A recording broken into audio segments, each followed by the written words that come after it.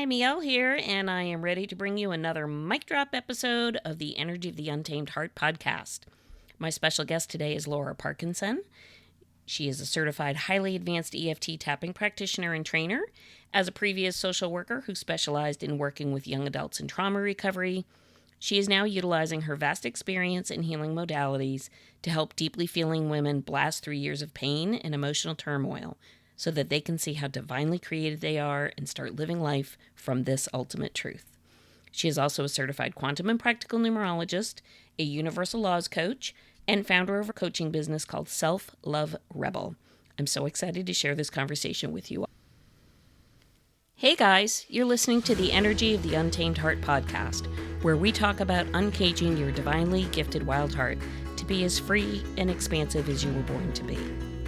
My goal is to use our stories, guest interviews, and your questions to tease out what has been keeping your wild heart under wraps. I'm your host, Miel Fox, and together we will shatter the myths of our old stories to set our wild heart free. So thanks for choosing you and showing up today. Well, pieces of the backstory make a difference for other people to feel Totally. heard, seen, like, oh, you mean it's not just me? Oh. I am so grateful to our social worker community that services our youth because it's desperately needed. And at the same time, I'm like, oh, God bless them. That is such a burnout job. So my Mm-hmm. guess is now that you're in a completely non-brick and mortar environment, are you willing to share some of what made you make the transition? Where did you see a need that you felt you could fulfill your purpose by bringing your skills forward? Of course. I actually love talking about this because the things that drew me to social work tend to be some of the foundational things that I work on with my clients. Because what drew me to social work was a real deep desire to be of service. It was a real awareness of the suffering and injustice in the world and wanting to be a part of the solution for that. Underneath that was a deep sense of unworthiness and needing to prove my worth and prove the space that I take up on this planet, really pay my debts to be here. Social work felt like a very natural way for me to do that. For me to believe that, oh, okay, now I'm good enough. Now I have selflessly devoted my career to hopefully helping to decrease the suffering on this planet. So I think this is at the core of the work that I do. Is there is this deep thread that so many women feel of unworthiness and needing to be something or do something in order to feel like they can actually take up space here, that they are good enough for this life. In my career, there were many beautiful aspects of being a social worker. Don't get me wrong. The work can be profoundly fulfilling, but I also was working within a system that is inherently broken. And when you're a social worker in the field of child welfare, pushing papers around means you're actually moving human beings around. You're pushing human beings around. And they're letters on a paper. That was a painful realization for me. So towards the end of my career, I started pushing back. I would push back to anybody I could in standing up for and advocating for the youth who were in my care. I managed group homes for high-risk youth in ministry care for kids who were deemed quote unquote unhousable. Otherwise, they couldn't really make it work in a foster placement. The group homes that I managed, we tended to be like the last resort for these children. So I started really pushing back. And what happened was I started getting in trouble because I started making waves. And it came from a place of anger and frustration. This was not an empowered place for sure. I was angry. I was frustrated. I didn't know how else to be in that situation. I just had this realization that everything my spouse had been saying to me for years, this job is killing you and you're bringing it home and we can all feel it and you're kind of impatient with the kids and all those things, that I didn't really see it. I suddenly saw it. And that's when I knew that that sense of unworthiness that I was attempting to fill was not going to be filled by this job or this career, and that this call to be of service to help decrease the suffering on this planet, this was great. This was a great, like, throw me in the ring and, get a few punches in, get knocked down, see what actually happens behind closed doors, see what humans are capable of doing to each other, what adults are capable of doing to children, that kind of thing. See it so that you can now learn how to be okay with that, because you need to be okay with the suffering in order to have an impact to improve it. As long as I was, and I don't say be okay, like I'm okay that it happens, but not be broken by the knowing that it happens. That's what I mean by be okay. I left my social work career behind. It's a very telling story in that I think we as humans innately want to fix. We want to take away Yeah. the sorrows and the pain of the children. We want to Yes. create a better place for the collective. We want it's a little kumbaya-ish, like we want everybody to have peace, love, and understanding. Okay, sure we do. We absolutely do. But the reality of how humans exist on this earth and the things that we say and do, not only to others, but to ourselves, and how those projections shape and mold entire societies. Mm-hmm.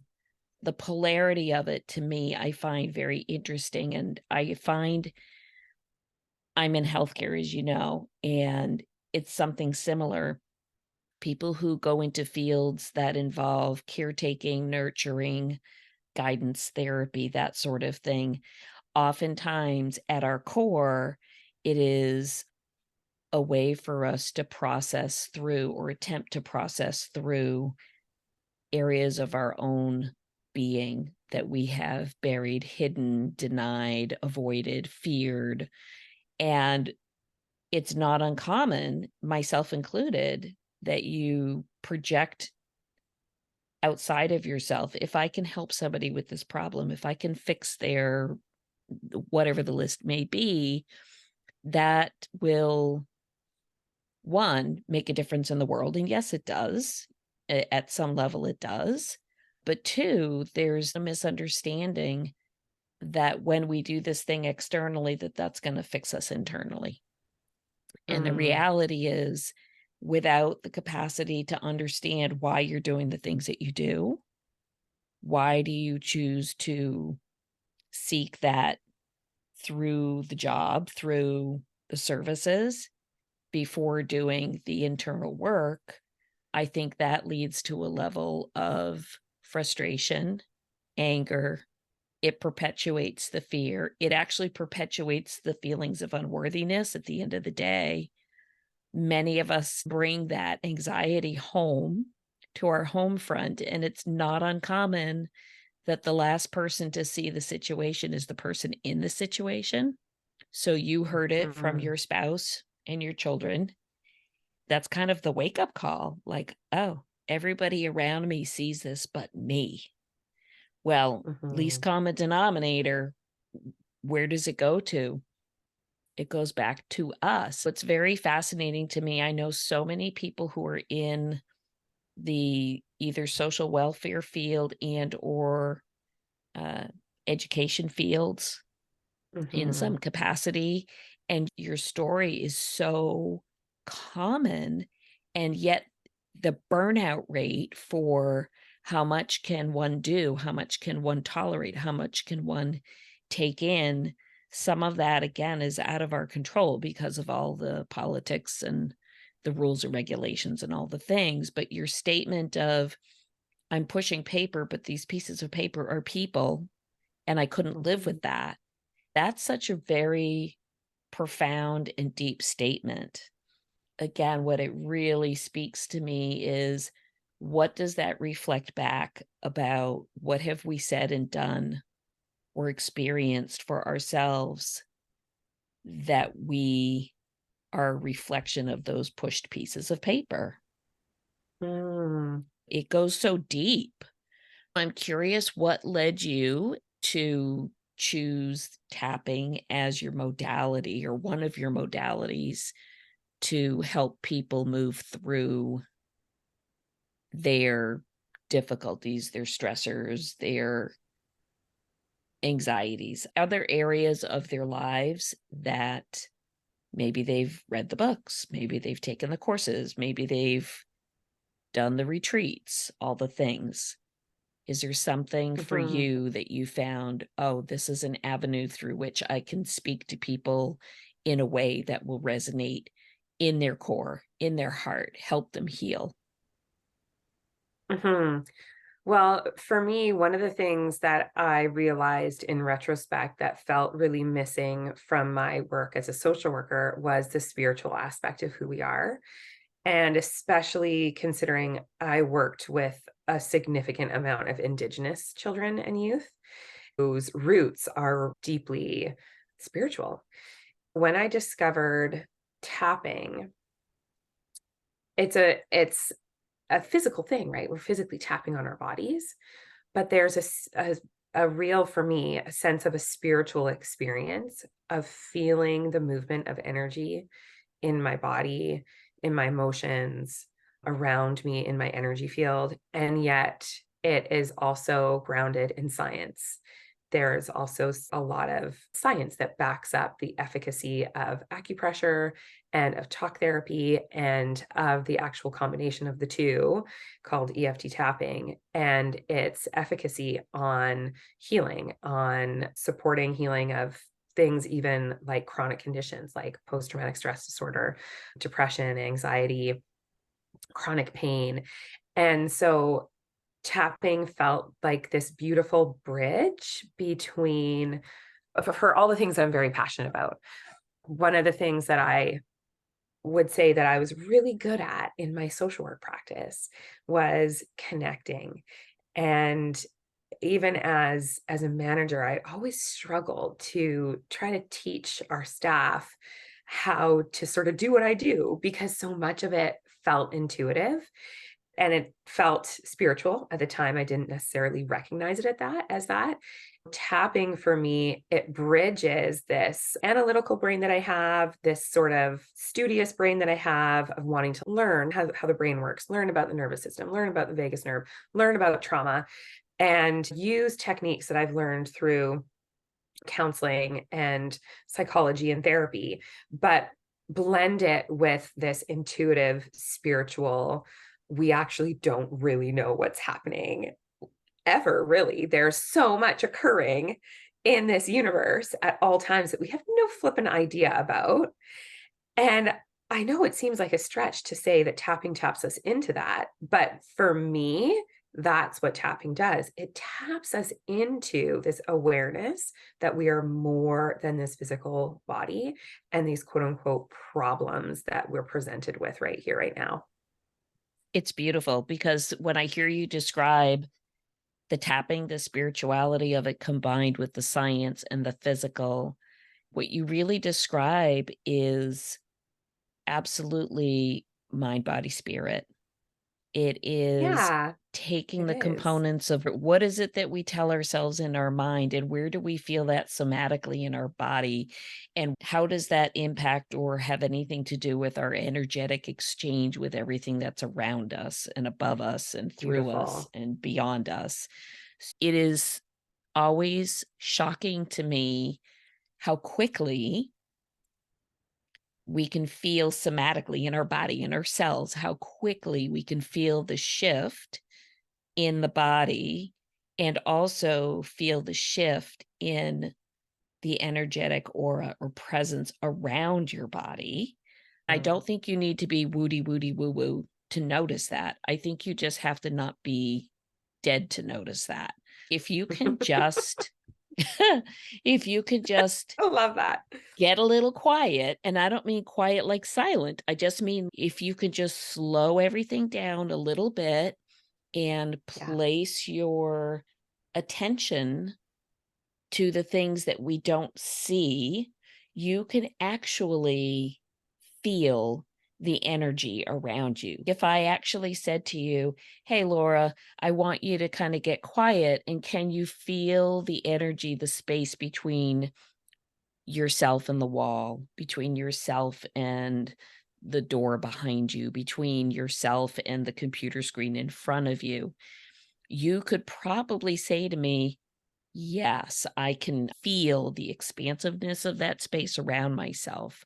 Well, if you're able to tap into that, then you're able to tap into the wellspring of intuition and love and knowledge that sits within your being, that's stored in your being, that is directly connected to whatever you choose to call it outside of ourselves, beyond our three-dimensional being. Call it whatever, the divine source, God, Gaia, whatever one chooses to refer to it as, that whole concept of there's more than us. I think Mm. that when people say, "Oh, it's so woo," or, "Oh, it's so," whatever word you want to put to it, I think it's only because we can't apply our 5 human senses directly to it. Oh, if we can't see it, we can't taste it, we can't touch it, we can't hear it. But the reality is you actually do feel it. You do feel it against your body. You do hear it if you are open to receive information. You get the messages all right. There are people who actually translate the messages from however it comes through, whether it comes through as a feeling or an image or a word. And yeah, there's a direct Ma Bell communication going on 3D to 5D. It's out there. It's totally out there. Mhm. Yeah. So I think Yeah, I love everybody the way you has the just explained that. yeah, I mean, it's kinda like a phone cord sort of, and I think everybody has it, but I think many of us choose not to be open to it or to partake of it for whatever the reason may be. Whether it's, "I don't believe in such things," which again is your mind just talking to you, or, "It's fearful to me because I don't quite understand it." But it's Mhm. absolutely there. I think the ability to use a physical modality like tapping combined with the locations on the body, the energetic meridians and channels, it's like a grounding source. Mm. When somebody's in a space where they're either overstimulated mentally, emotionally, physically, there needs to be a way to settle that, to bring that to a place so that you can even start to be in the same space to understand and think about or feel about things. I think the tapping is a modality that brings that through. Absolutely. And I think there are so many ways to use tapping. I think as like a self practice, tapping is really incredible for helping us ground and center, activating body awareness and where's your breath and where are you holding that feeling of anxiousness or fear in your body, and can you just tap and breathe into that space in the body? It's so powerful for that, and everybody can do that, which is so cool, which is one of the things I love so much about tapping is it's literally at your fingertips. It's not exclusive. You can do it. You can have your own self tapping practice. And then I think beyond that, the capacity for tapping to be a vehicle for profound transformation, I think is unique to each practitioner. In my tapping practice, I really value working outside of time.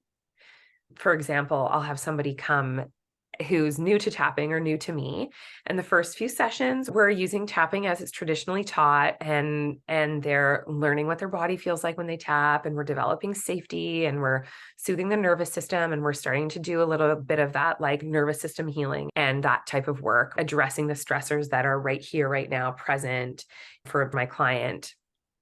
As we kind of get into it, I start to guide them and show them how we can use tapping to go through what I call these opportunities or portals in the body, these pockets of energy that are being stored in the body where emotions have been left unprocessed. And then in that, we can work outside of time and we can go through these portals and go back to these experiences that happened, or these memories, or even just these sensations in the body and when they began. And we can heal them. We can rearrange them. We can give them a different meaning, give them a different job to do. And it's, yeah, tapping is the vehicle by which that happens. Yeah. What I love, what I hear you say is that there is a way to not only help your body in the current space of the now that you're in, but you can also help to heal through generational events. So to get a little quantum, a little out there, a little sciencey, Let's do it. Let's do it. Let's do it. It's my favorite thing ever, right? Science and math. I'm like, oh my gosh. We know we're all energy, and we know that energy is stored at the cellular level in our human body. And we know that we have particular centers within our body where there are large concentrations of energy. And for folks who are new to the word, they're called chakras, and they're connected and associated with various organ systems. So if we make this super simple, if emotions and feelings and events can be stored in a cell, and a cell is within your body, then it would make sense that you can offer treatment through tapping that will shift energy and move it from one frequency to another frequency, or one vibration to another vibration. And if you take this just one step backwards, if we're all cells and we're all genetically derived, then that means you absolutely carry information, emotional information, as well as actual chemical information from other generations. So this concept of quantum, this concept of overlapping timelines, the quantum of is now, or is now then, or is then never or ever, all those overlapping concepts, which can get a little dizzying, quite frankly, if you really want to get down to it. It can get a little baffling. But to make it super simple, what I do hear you say is that through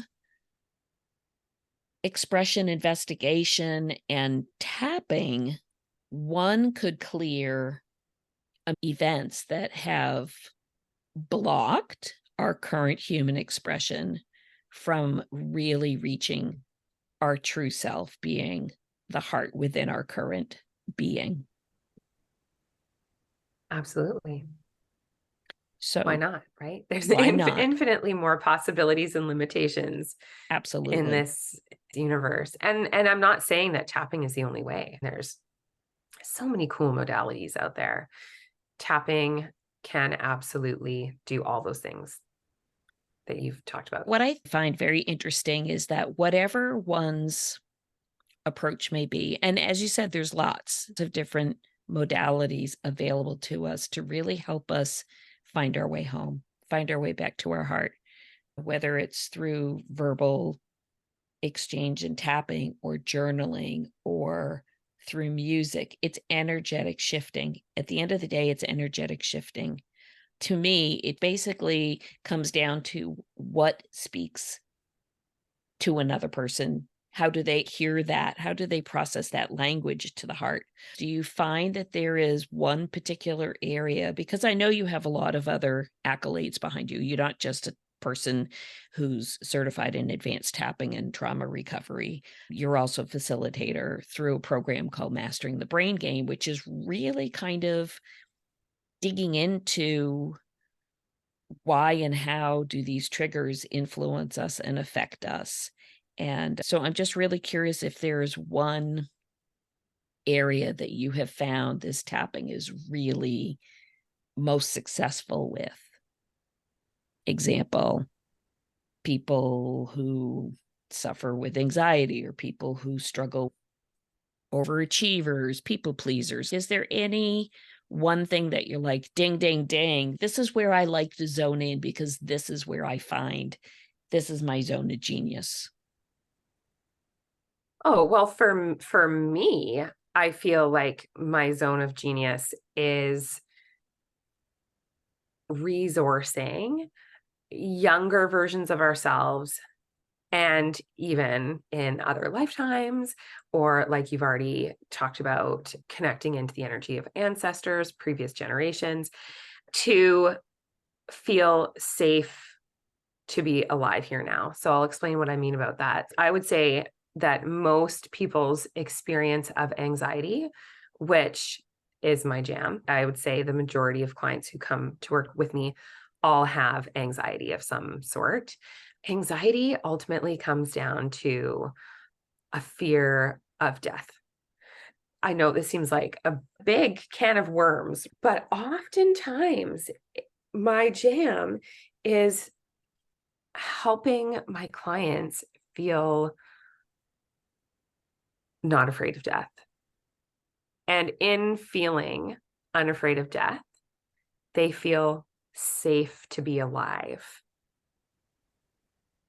They feel safe to be alive and to be who they are, to be and not to do. Why people come to me is they are overgivers, they're people pleasers, they've set up their lives in such a way that the boundaries of their lives are constantly overstepped. They have repressed anger, they have anxiety, maybe they even have chronic headaches, gut issues, maybe they've even been diagnosed with some more chronic condition.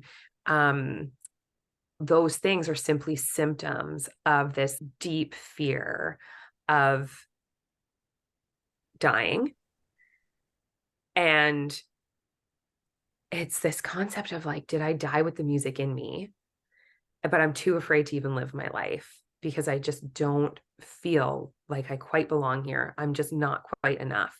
When we start to heal that not enoughness and unworthiness, and they begin to feel their worthiness and enoughness simply for being born, simply for being here, and they start to feel that sense of belonging and that oneness and that connection, again, all of which really is anchored in by tapping outside of time and tapping in the frequency of love, then they begin to feel safe to move in the direction of what is my song, what is the music that I am meant to be playing here on this planet, whether I live or die tomorrow. It doesn't matter. I'm going to express it. I don't know if that answers your question. I would say like that's sort of my jam, and that's sort of my sweet spot of like what I would say if I had to drill it all down. And of course, within that, there's so many layers, Oh right? So many gosh, layers and so yes. many experiences. And yeah, Yes. but to drill it down, that's ultimately what it comes down to, I think. Yeah. I find Yeah. it so fascinating. We spend most of our lives not really living. There's a country song like live like you're dying, basically like do the Right. thing now because you don't know when. But yet Yeah. I'm so curious, what is it that creates this tremendous fear of leaving this earth? Is it because we suffered, that would be the ultimate FOMO, right? Like, oh, if I'm not here, I wonder what else I might be missing out on, man. Be the ultimate FOMO. Like, is that the thing? Or is it that because I don't have confidence in what's beyond here, I'm afraid to go? Which is also the same. I'm afraid to put my toe in the water and maybe live outside of my comfort zone because it's easier to stay here than it is to see what might be out there. In a way, leaving this earth is a little bit like that because nobody's actually had the opportunity to say, hey, you know what? I was there. Let me tell you, this is what was happening. And so I'm just coming back here Right. to let you know, right? That doesn't Yeah. happen. Yeah. I think it's also For a lot of deeply feeling humans, I don't want to leave the people I love.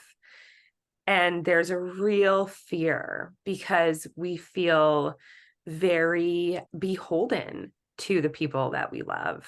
And so there is that, would they be okay? Yeah, it's just a very, it's so funny how this like jumps off the rails and goes down the I know, here we philosophy. go. We're talking about Here death. we go. This Now is we're like, talking deep, deep stuff here now. But it's so of funny course, you you and say I are that. having this conversation. Yeah, it's fascinating to me because there's a piece of me that sees this so super simplistically like, okay, we're all love, we're all from love, we will all go home to love because that is the ultimate divine design, Yeah. regardless of the whole whatever book you like to read. That's really the end of the story. You're from love, you go to love, and so there you go. And you're here to hang out in Earth School and experience the polarity and duality of the whole thing. It's interesting because if that's the true belief, like it's cool because I'm going to be in this ultimate expression of love when I'm no longer in this human body. The common sense thing would be, well, it'll be okay because we're all going to be there. We're all going to do that. But then there's the little human mind piece, which is, I feel like I have this obligation to my friends, my children, my coworkers, my family, maybe even yourself. And if you're not sitting here in this human expression, well, then what? And then that builds this little internal angst and fear of, well, now I'm afraid to go because Mhm. I don't know what's going to happen back home, so to speak, here on the earth, on the earth Mhm. home. But at the same time, there is a piece of me that goes, it's really interesting that you fluff yourself to such a level that you think it's really all about how you're going to save everybody else while you're here. And that's why you're afraid to leave. I don't know about that. My dad was exactly like this. He was supposed to go in a week, and the man lived an extra 5.5 months. And I kept saying, it's okay, it's okay. It's all going to be good. And you go when you're ready. And right up to Mhm. 24 hours prior, he'd be like, I'm not really so sure you guys got this. I think I need to stick around a little longer. That's so great. So great. But at the same time, it is a bafflement. We spend our lives feeling unworthy, but then we think we're so amazingly worthy, like we can't leave. Yeah. How does that work? Well, and I don't actually know that it's that. I think my experience, what I've seen with people, it's just fear. It's like, can I believe in the power that every human being innately has to be okay? Mhm. For me, that's a continual practice for myself. When my boys want to go for a bike ride by themselves, like it's literally a continual thing. The worry mind comes in and says, "Oh, but I should go with them. I need to like make sure they're okay. What if one of them falls down and I'm not there?" So it's a constant practice of saying, "No, I actually believe in their power to be okay. And I believe that I have taught them well. And I believe that they are meant to have whatever experience they're meant to have." I think that is part of the antidote to that fear of death, is to really truly be anchored in that belief Mhm. that at all times we are all okay, regardless of what's happening. I discovered tapping while on my journey of healing from my years in social work. It was very evident that, okay, it's like time to look at myself. It's time to do this work on a deep level. Why did I choose that? Right? Because it's all a choice. Why did I choose that? I actually did not mean to end up in child welfare. I wanted to work with older adults. So I thought I'd just be hanging out with all the old people all day, every day. And then ended up totally different place. But so I had to have chosen that. On my journey of beginning to heal from that trauma of my decade in social work, I discovered tapping. It took me a while to get to this place that I'm at now, but in order for me to be okay with understanding, because I had so many questions, right? I remember I would ask people this question everywhere. I grew up going to church, and we would have new pastors every few years. I would ask them this question: why do we live on a planet with so much suffering? How could God let these, and I'm not actually a religious person now. I like that I have that foundational base, but I'm a spiritual person. How could God let these things happen to kids? Those of us who've worked in this field know things that nobody wants to know. And we've met with these children, and it's awful. Tapping through my healing practice, I came to this deep soul surrender that I believe in every child's capacity to be okay, regardless of what happens. I know that there might even be people listening who don't accept that. Like, I don't understand. It's not that I'm okay with what occurs. I'm not okay with that. I'm not okay with awful things that happen, but I believe in every human's power to be okay, regardless of the hand life deals them. When I had that realization on my healing journey, it was like I cut a million cords and a significant amount of life force energy returned to my body. I had the awareness that I had been holding onto these energetic cords with all these kids. Because I managed group homes, I didn't just have like a caseload, because I wasn't a child welfare social worker. I didn't just have my caseload of clients. I read every single file that came through for every child in all of the 8 or 9 group homes at a time that I would manage. I would read files of children to find out if they would even be a fit for one of our group homes. I read like hundreds of files of children in care. And I had stored a piece of each of those, thinking, if I can just hold on to them for and long enough or as much as I could, and try to send them energy and try to send them love, and so that they know that they're loved regardless of these awful things that happen and how they're being pushed around, then I will feel better about myself and they will be okay. What the realization, the truth actually is, I was usurping their power through keeping my energy out there with them. I was energetically saying, I actually don't believe in your power to be okay. And so you need a stranger, because a lot of them, I was just a freaking stranger. They didn't even know me. You need a stranger like me to be energetically trying to support you in some way. And it was just wrong. That was just wrong. What they needed was more self-aware adults who actually held the energetic belief in their power, and in that allowed them to steward their own energy by mirroring good energy stewardship. When I had that realization, it was like all those cords were cut, all this energy came back to me. And that was a really profound element of my healing. That was a pretty big aspect of what I do and what I endeavor to share with people in my world. Because when we believe in everybody else's, we believe in our own. And then to bring it back to death, then we're not so afraid. I think this is a beautiful place to end our chat, or else we'll be on for like 6 hours. Yeah. I think the message is so crystal clear as we come through childhood into adulthood that at the end of it, we all have the capacity to be okay.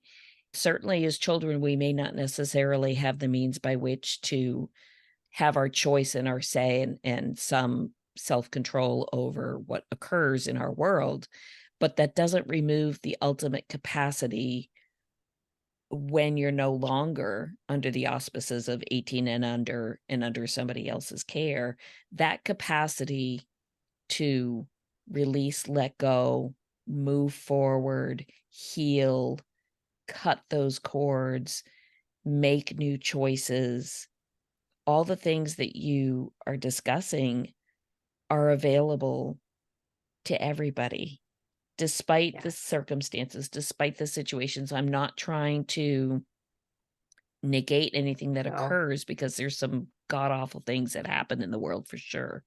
I think the way that we are put here on this earth, we are all put here with a capacity for the greater good, a capacity to express the love, regardless of what has occurred at younger states and ages. And there are just so many stories that actually affirm that information. I think your insight into how you were able to take what could seem like a no way out situation in social welfare, where you feel like you're sort of beaten down by the politics of it all, and you've really not only come home to yourself to really see the truth of having our own power and not giving our own power away. The big thing that I really feel is important for people to discover is the awareness of these things, because once there's the awareness, then you can choose what might be the next course of action, what might be the next direction I want to go. I think you are a steward of love, of owning it, of bringing it back home to yourself so that you can be the mirror for others. It's beautiful. Tell me, where can people find you? Okay, well, people can find me at www.selfloverebel.com. And you can download my free EFT tapping ebook there. And wonderful. Anything else? I have seen you doing some stories and reels on Instagram. Is your Instagram handle different? My Instagram handle is at self.love.rebel. You can find me on Instagram as well. Thank you, my friend. Yeah, I'd love to introduce the world to something that they can do on their own and have guidance for the bigger issues. Well, I hope you enjoyed today's episode. There are some deep truths in today's episode.